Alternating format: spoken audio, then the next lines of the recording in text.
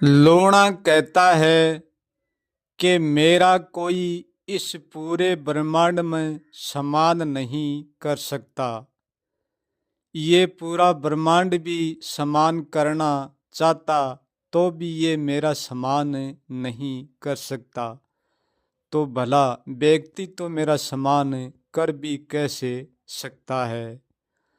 मेरा समान कोई क्यों नहीं कर सकता।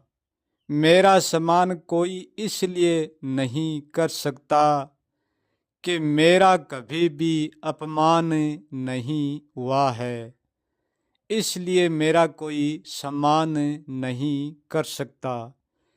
क्योंकि सम्मान जिसका करया जाता है, जिसका अपमान होता है, उसका सम्मान करया जाता है। मेरा कभी भी अपमान नहीं हुआ है, इसलिए मेरा सम्मान कोई भी नहीं कर सकता। सम्मान और अपमान जिसका होता है, जो जिसमें ज्ञान होता है और जिसमें अज्ञान होता है। सम्मान का और अपमान का लेना देना ज्ञान से और अज्ञान से जुड़ा हुआ होता है। मुझ में ना तो कोई अज्ञान है और ना कोई ज्ञान है। मुझ में केवल कर्म के अतिरिक्त कुछ भी नहीं है। लोणा कहता है कि मैं कर्म को केवल कर्म मानता हूँ, ना तो मैं कर्म को ज्ञान मानता हूँ और ना मैं कर्म को अज्ञान मानता हूँ। और ज्ञान और अज्ञान के कारण मान और सम्मान होते हैं। लोणा कहता है कि मेरा तो कोई सम्मान और अपमान नहीं कर सकता, परंतु मेरे मन का कोई सम्मान भी कर सकता है तो उसका अपमान भी कर सकता है। क्योंकि तन का और मन का और विचार का और वाणी का उनका सम्मान भी होता है और अपमान भी होता है। परंतु मैं ना तो वाणी हूँ और ना तन हूँ और ना मन हूँ और ना विचार हूँ। और कर्म का भी सम्मान और अपमान होता है, परंतु मैं कर्म भी नहीं हूँ और मैं कर्म का कर्ता भी नहीं हूँ और मैं हमेशा अकर्ता हूँ। और कर्म मुझसे अपने आप कर की गठित होता है। मैं कोई कर्म का चुनाव नहीं करता हूँ, मैं हमेशा ही अचुनाव रहता हूँ। कर्म मुझे स्वयं ही चुन लेता है।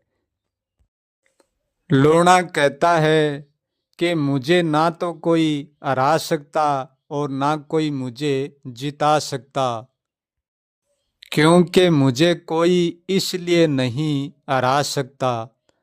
हराने के लिए कुछ न कुछ चाहिए, पकड़ने के लिए कुछ न कुछ चाहिए। मैं ना तो किसके पकड़ने में आता हूँ, किसकी पकड़ने में नहीं आता हूँ और ना मैं किसके छोड़ने में छोड़ता हूँ। इसलिए मुझे ना तो कोई पकड़ सकता और ना कोई छोड़ सकता। जिसको छोड़ा जाता है, पकड़ा जाता है, उसको हराया भी जाता है और जिताया भी जाता है। अब मुझे कोई क्यों नहीं पकड़ सकता। मुझे कोई इसलिए नहीं पकड़ सकता कि मुझे कोई जानता ही नहीं है, इसलिए मुझे कोई भी नहीं पकड़ सकता। जो जानना है वो भी मुझको नहीं जानता और जो न जानना है वो भी मुझको नहीं जानता। ये जानने का पहलू और ये न जानने का दोनों पहलू ही मुझको नहीं जानते हैं, इसलिए मुझे पकड़ नहीं सकते और ना मुझे हरा सकते। क्योंकि पकड़ना छोड़ना कर्म को किया जाता है, हराना जिताना कर्म को किया जाता है। लूणा कहता है कि कर्म मेरा पकड़ने का चुनाव तो हर पल करता है, यानी कर्म है वो मुझे पकड़ने का हर पल कर्म करता है, चुनाव भी करता है, परंतु वो मुझे कभी पकड़ कर नहीं रख सकता, पकड़ता भी नहीं है, छू भी नहीं सकता। कर्म को ऐसा लगता भी है कि मैंने पकड़ लिया है, मैंने पकड़ लिया है सत्य को, परंतु पकड़ की भी कर्म के हाथों से हम सदा ही अनपकड़े ही रह जाते हैं। हम कर्म की पकड़ में नहीं आते हैं, कर्म की सोच में हम नहीं आते हैं, सदा ही कर्म से अपकड़ा ही रह जाता हूँ। कर्म भी मुझे पकड़ता तो है, परंतु वो पकड़ कर की मुझे पकड़ नहीं सकता। अब मुझे कोई क्यों नहीं पकड़ सकता, कर्म मुझे क्यों नहीं पकड़ सकता? कर्म मुझे इसलिए नहीं पकड़ सकता कि मैं कुछ हूँ भी नहीं और होऊंगा भी नहीं, क्योंकि होने में मेरा कोई होना नहीं है और न होने में मेरा कोई न होना जैसा कुछ भी नहीं है। न होने में भी तो मैं कुछ भी नहीं होता हूँ और होने में भी मैं कुछ भी नहीं होता हूँ, क्योंकि होने को और न होने को पकड़ा जा सकता है और छोड़ा जा सकता है, क्योंकि छोड़ना और पकड़ना ही हराना और जिताना है। तो मुझे कभी पकड़ा ही नहीं जाता तो फिर छोड़ा कैसे जाएगा? इसलिए ना तो मैं किसकी पकड़ में हूँ और ना किसके छूटने में। लोणा कहता है कि हर प्राणी हर व्यक्ति का जानना वहाँ तक होता है जहाँ तक छोड़ना होता है और जहाँ तक पकड़ना होता है, जहाँ तक जानना होता है और जहाँ तक नहीं जानना होता है, वहाँ तक ही सब कुछ बनता है। और मुझ में ना कोई छोड़ना है, ना कोई पकड़ना, ना कोई जानना, इसलिए मुझे कोई जानता भी नहीं है। तो मुझे कोई जानता ही नहीं है तो वो कैसे पकड़ पाएगा, कैसे हरा पाएगा, कैसे जिता पाएगा? ना तो मुझे कोई मार सकता और ना मुझे कोई प्रगट कर सकता। जो सब कुछ होता है उसको ही तो मारा जाता है और उसको ही प्रगट किया जाता है। जो कुछ भी नहीं है उसको ना मारा जाता और ना प्रगट किया जाता, क्योंकि मैं कभी हुआ भी नहीं हूँ और कभी मरा भी नहीं हूँ, तो मैं प्रगट कैसे होऊंगा? प्रगट वही होगा जो कभी मरा है, क्योंकि ये कर्म भी मुझको पकड़ने में सदा भ्रमित ही रहता है, ये मुझे पकड़ कभी नहीं पाएगा, क्योंकि कर्म को कर्म से भ्रमित होना ही कुछ होना है और कर्म का कर्म से भ्रमित होना ही कुछ पकड़ना है और कुछ छोड़ना है। जब तक कर्म भ्रमित रहेगा स्वयं से, जब तक सब कुछ रहेगा, और कर्म जिस दिन स्वयं से भ्रमित होने से रुक जाएगा, जिस दिन कर्म भी शांत हो जाएगा, ये होना भी शांत हो जाएगा और न होना भी शांत हो जाएगा। शांत तो ये अभी थे, परंतु जैसा शांत होना था वैसा शांत नहीं है। ये कर्म का ही सब भ्रम है। जो सम्मान की चाहत रखेगा वो अपमान की मार भी सहेगा। लोणा कहता है कि जो व्यक्ति कर्म को करता है वो कर्म को जानकर भी कर्म को जानता नहीं है, वो कर्म को अजाने में करता है। और जो व्यक्ति कर्म को जानता है वो केवल जानता ही है, कर्म को कभी भी करता नहीं है।